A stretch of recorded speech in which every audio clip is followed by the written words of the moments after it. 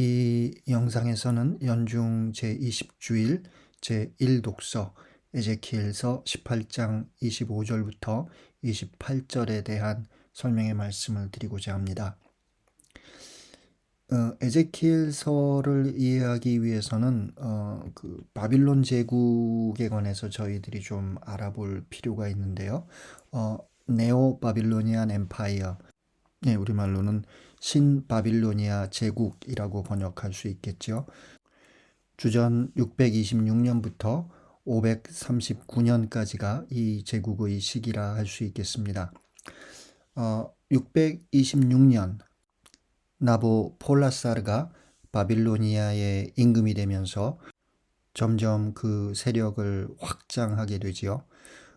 그리고 612년 아시리아를 정복하면서 본격적인 제국의 시기가 시작합니다. 그의 뒤를 이어서 임금이 된 느부갓네살 2세는 제국을 더욱 확장시키는데요. 이 과정에서 그 남유다를 침공하게 되지요. 열왕기 후서와 역대기 후서에 따르면 세 번에 걸친 느부갓네살의 그 침공이 있었습니다. 605년 여호야킴 시대에, 그 다음에 597년 여호야킨 시대에, 그리고 586년 치드키야 시대에. 결국 이 치드키야 시대 586년에 남유다는 완전히 그 멸망하게 되고 예루살렘 그 성전도 그 무너지게 되는 것이지요. 그런데 한 가지 재밌는 것은 예레미야서 52장을 보게 되면 이 유배에 관한 이야기를 하면서 605년의 이야기는 하지 않고 597년에 있었던 유배, 586년에 있었던 유배, 그리고 582년에 있었던 유배에 관해서 이야기를 합니다. 따라서 그 열왕기 후서와 역대기 후서가 전하는 그 역사와 예레미야서 52장이 전하는 역사 사이에 약간의 그 차이가 있다라는 정도로 우리가 알고 있으면 되겠습니다. 에제키엘 예언자는 주전 597년 느부갓네살가 남유다를 공격하였고 예루살렘은 그 함락되지 않았지만 그 남유다의 여호야킨 임금이 그 유다의 지도층과 함께 이때 바빌론으로 유배를 가게 되는데 에제키엘 예언자도 이때 유배자들 중 하나였던 것 같습니다. 거기에 대해서 조금 자세히 살펴보죠. 에제키엘 예언서 1장을 보게 되면 1장 2절부터 3절에 다음과 같은 이야기가 나옵니다. 그달 초 닷셋날 곧 여호야킨 임금의 유배 제5년에 주님의 말씀이 칼데아인들의 땅 크바르 강가에 있는 부즈의 아들 에제키엘 사제에게 내리고 주님의 손이 그곳에서 그에게 내리셨다. 이 슬라이드의 맨 밑에 줄에는 제가 잘난 척하느라고 이제 히브리 말로 에제키엘 예언자의 그 이름을 그 써놨습니다.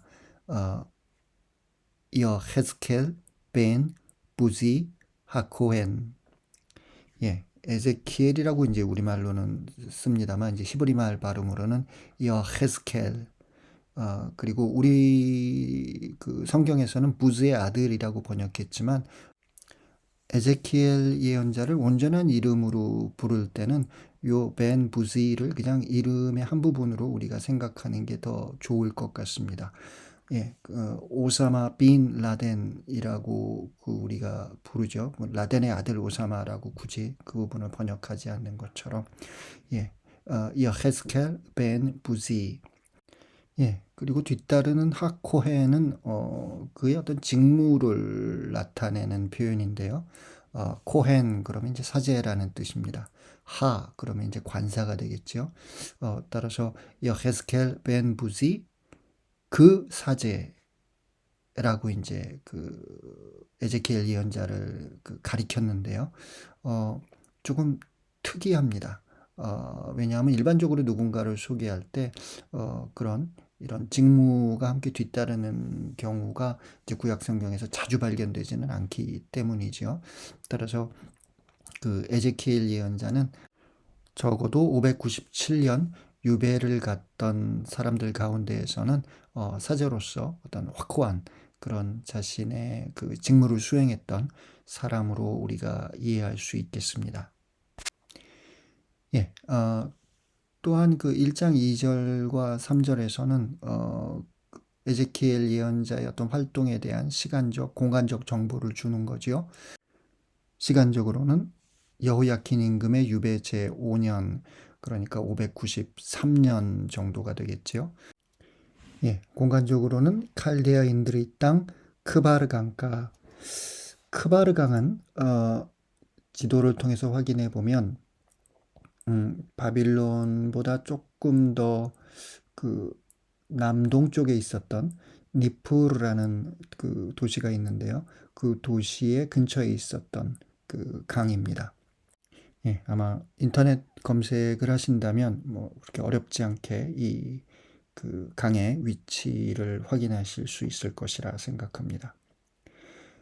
에제키엘, 그러니까 히브리어로는 여헤스켈이라는 이름의 의미는 엘이 강하게 할 것이다 라는 그런 의미입니다. 예, 그는 주전 593년부터 573년까지 야훼의 예언을 그 전한 것으로 우리가 에제키엘 예언서를 통해서 추정해 볼 수 있는데요. 그러니까 30세부터 50세까지 활동하였습니다.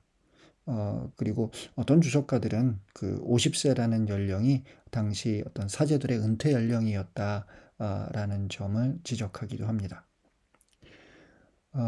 에제키엘 예언서는 일관성 있는 문체가 돋보이는 잘 짜여진 구성을 보여줍니다. 몇몇 예외를 제외하면 시종일관 1인칭 보고의 형식으로 예언자는 야훼의 말씀과 행함을 전합니다. 그를 위해 다양한 언설 정식들이 정형화되어 사용되는데요. 예를 들어 야훼의 말씀이 나에게 내렸다. 주 야훼께서 이렇게 말씀하신다. 주 야훼의 말씀이다. 등등의 정식이 예언의 시작 또는 마무리를 표시합니다. 예, 사실상 저희 그 미사의 독서에서 그 마지막에 주님의 말씀입니다. 라고 독서자가 하는 부분은 바로 이런 구약의 어떤 예언서의 그 언설 정식을 이어받고 있는 것이지요. 에제키엘 예언서의 그 관심은 바빌론의 유배자들과 예루살렘에 있습니다. 예언자는 이미 유배를 와 있지요. 그런데 유배자들뿐 아니라 예루살렘 사람들과도 논쟁합니다. 예언자는 자주 야훼의 손을 통한 환시에 대해서 보고하며 상징적 행동을 통해서 예언의 메시지를 전합니다.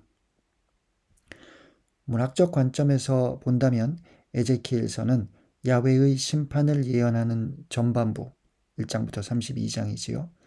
그리고 이스라엘의 구원을 예고하는 후반부 33장부터 48장이지요. 이 두 부분으로 나눌 수가 있습니다.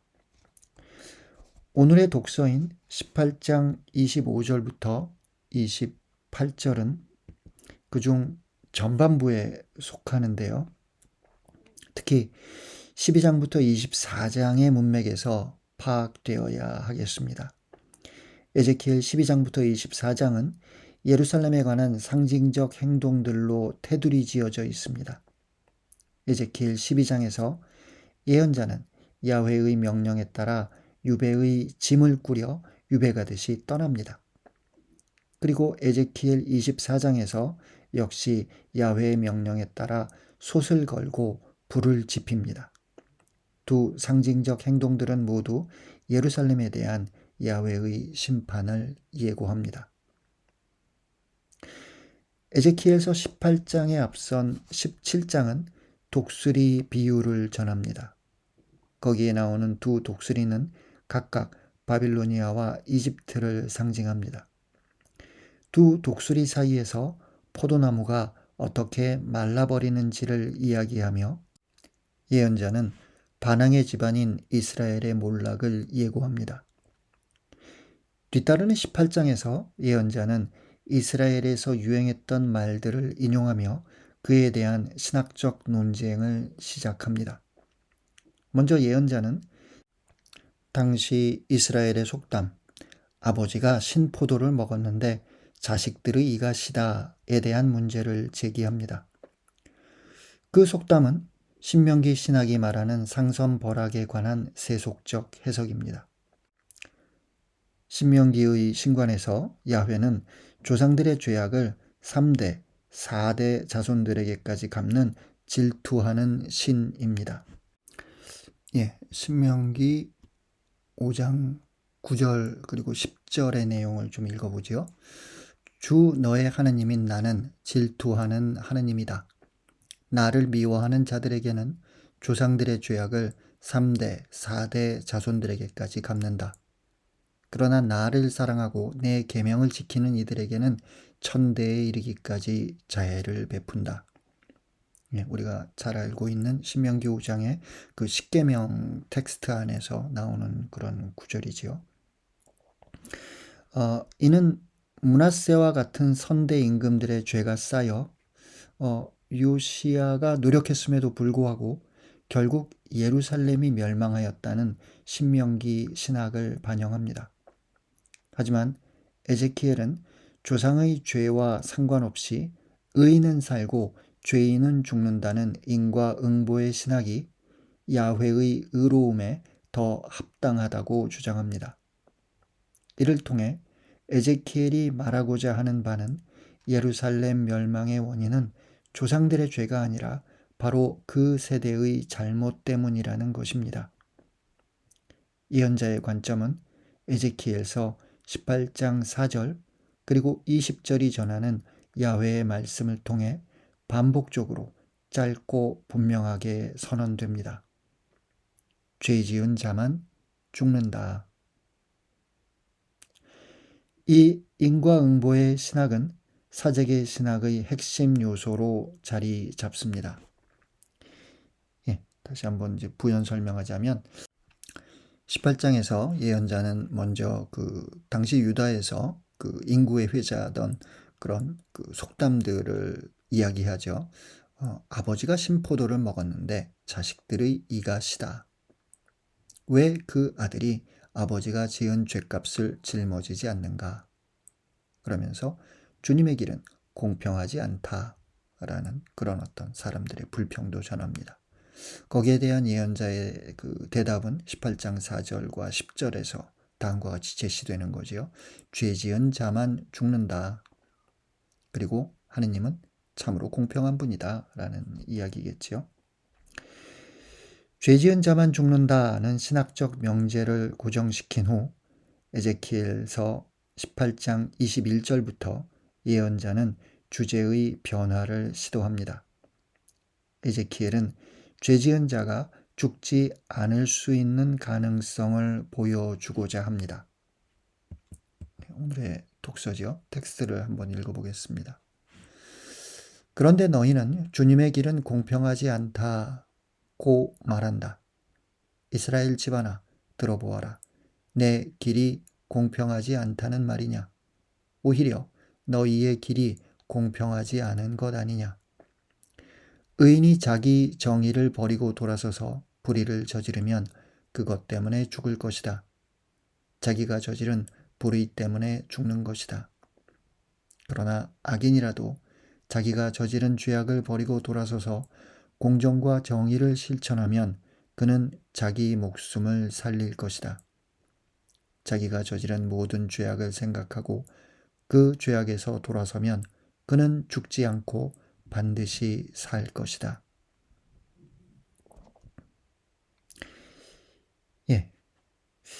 죄 지은 자가 죽지 않을 수 있는 가능성, 그것은 바로 죄인의 회개입니다. 그가 죄인이었더라도 회개하여 토라를 준수하고 공정과 정의를 실천한다면 그는 살 것입니다. 이 가능성의 바탕에 있는 것은 에제키엘의 신관입니다. 야훼는 죄인의 죽음을 기뻐하지 않는 신이라는 것입니다. 물론 반대로 의인이라도 불의를 저지르면 결국 죽게 된다는 것을 예언자는 잊지 않고 말합니다. 오늘의 독서인 18장 25절부터 28절에서 예언자는 이스라엘의 불평과 맞섭니다. 이스라엘은 주님의 길은 공평하지 않다라고 불평합니다. 그 불평에 반박하며 에제키엘은 앞선 내용을 상기시킵니다. 이스라엘 눈에는 죄인처럼 보였던 이가 심판을 피해가는 것을, 그리고 의인처럼 보였던 이가 불행을 겪는 것을 보며 주님의 길은 공평하지 않다라고 불평하지만 야훼는 의인이 저지른 불의를 그리고 악인의 회개를 셈하였다는 것입니다. 일견 에제키엘에게 있어서 야훼의 심판은 공동체적이 아니라 개인적인 것처럼 보입니다. 비록 이스라엘은 범죄하였지만 토라를 준수하고 공정과 정의를 실천한 개인은 야훼의 심판을 피한다는 것입니다. 마치 온 세상이 물로 심판을 받았지만 노아는 구원되었듯이, 또는 소돔과 고모라는 심판받았지만 롯은 구원되었듯이. 하지만 여기서 에제키엘이 말하고자 하는 바는 개인 구원적 신앙이라기보다는 야훼의 공평함과 의로움입니다. 야훼는 죄인의 죽음을 기뻐하지 않는 신이며 더욱이 의인이 죽도록 내버려 두지 않는 신이라는 것입니다. 이스라엘의 범죄와 유배라는 신적 심판의 상황 앞에서 에제키엘은 숙고하고 성찰합니다. 유배에 처한 이 세대는 결코 조상들의 죄 때문에 심판받는 연좌제의 희생물이 아닙니다. 그들 역시 조상들이 걸었던 죄의 길을 걸었던 이들이고, 그것은 조상들의 책임이 아니라 그들의 책임이라는 것입니다. 그 심판으로부터 누구도 그들을 구해줄 수 없습니다. 오직 한 가지 가능성이 그들에게 열려 있을 뿐입니다. 오늘 독서의 뒷부분이죠. 18장 31절 그리고 32절에 다음과 같은 내용이 나옵니다. 너희가 지은 모든 죄악을 떨쳐버리고 새 마음과 새 영을 갖추어라. 이스라엘 집안아, 너희가 어찌하여 죽으려 하느냐? 나는 누구의 죽음도 기뻐하지 않는다. 주 하느님의 말이다. 그러니 너희는 회개하고 살아라. 오직 한 가지 가능성이 그들에게 열려 있지요. 그것은 죄인의 죽음을 기뻐하지 않는 공평한 야훼를 향해 그들이 회개하는 것입니다. 그 회개는 단지 과거에 대한 후회가 아닙니다. 그 회개는 야훼가 보여줄 미래를 향해 새 마음과 새 영을 갖추는 것입니다.